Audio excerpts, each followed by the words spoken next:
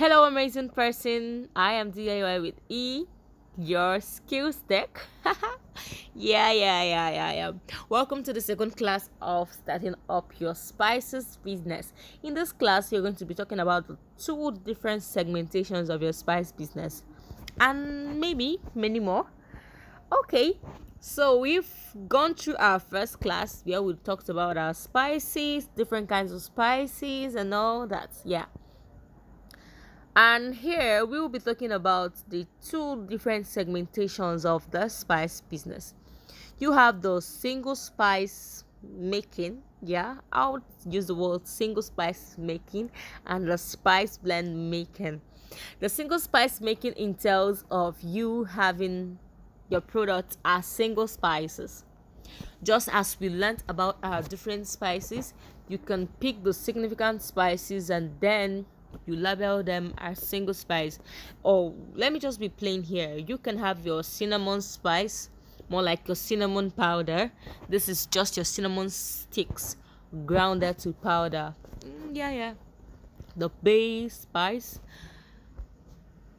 garlic powder, fenugreek powder, ginger powder, just the single spices. Yes, and this is a very good part of the spice business, which is sometimes neglected in Nigeria. But this spice area of business can function as many things. You can sell them as spices, you can sell them as teas, because of course our spices are very medicinal, and in as much as they flavor our food, they add a whole lot of nutrients, most of them containing antioxidants that are very helpful to health. So you can choose to be a single spice producer, market them as teas, market them as spice powders, market them as medicine and whatnot. Yeah.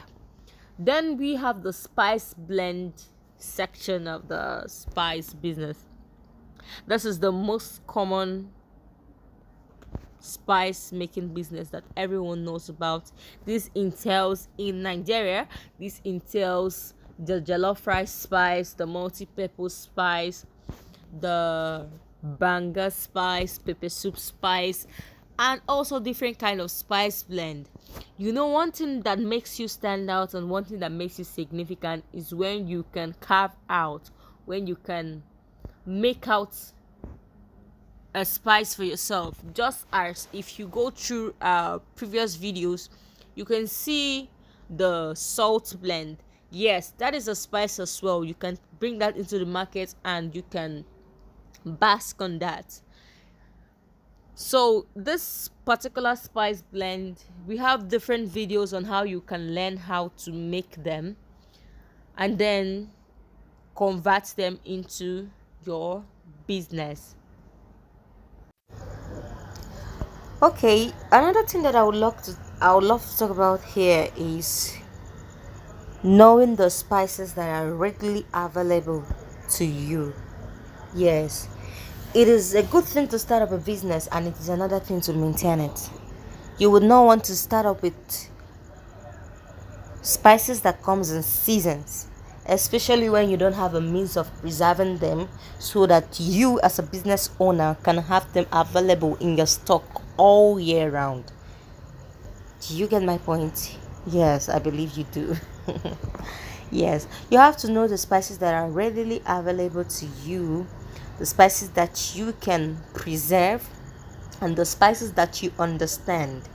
Don't just use up spices because the recipe says add all this. Remember, since you are the one making the spice, you have to make your spice to be different from what is in the market. This is a big point as well. You have to make your product to be slightly different from what is available in the market. So your product has to be different from what is already available in the market, even if it's just a slight different. But there has to be something that makes you stand out. There has to be something that makes you significant as a business person. Remember, we are here with a common goal, starting up our spices business. So in as much as you need to stand in this field, you need to stand in this market, you have to stand out. You have to have something that will make people connected to you. You have to have something that will make people choose you. Let me say your name is Zik Spice or whatever. So you have to make something that will make, you have to do something actually that will make, when people come to the market and see a product labeled Ditch Spice, they'll be like, oh, this is absolutely so good. This is so so good, and they will rush and get it. So another segment of this spice business is all about consistency? No, not consistency. Having a readily available product.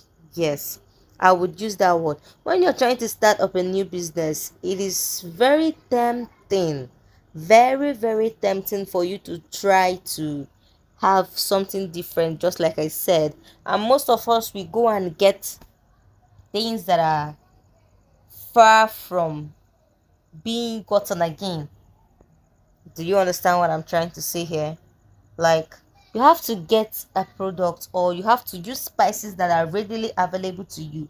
Do not use spices that are seasonal, especially when you are just starting out, because as you are starting out, you need to be able to maintain and keep your customers satisfied always, all around the clock, especially if you don't have, if you do not have a means of preserving those products, those spices, or those raw materials. Let me use the word raw materials.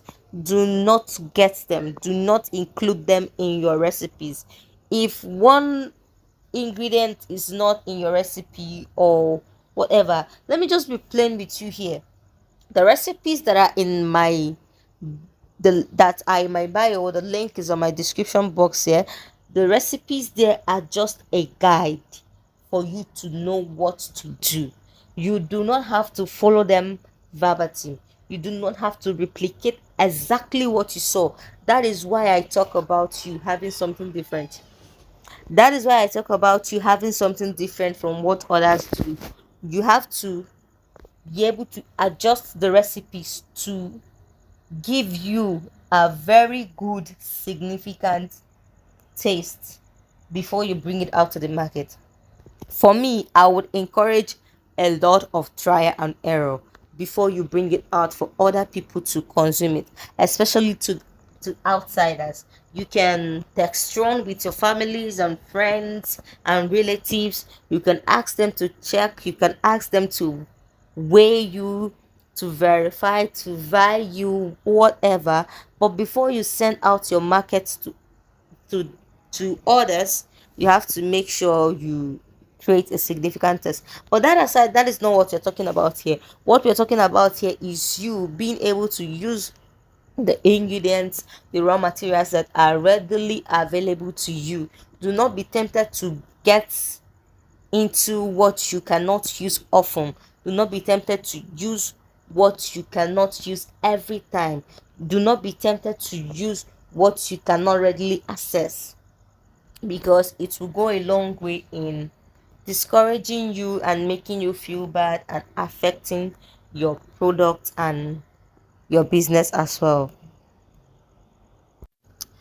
At this point, if you have not subscribed, please just click the subscribe button, because that's just what you have to do. For me, it's, it's free, it's priceless, is it? Yeah, yeah, yeah, it's priceless.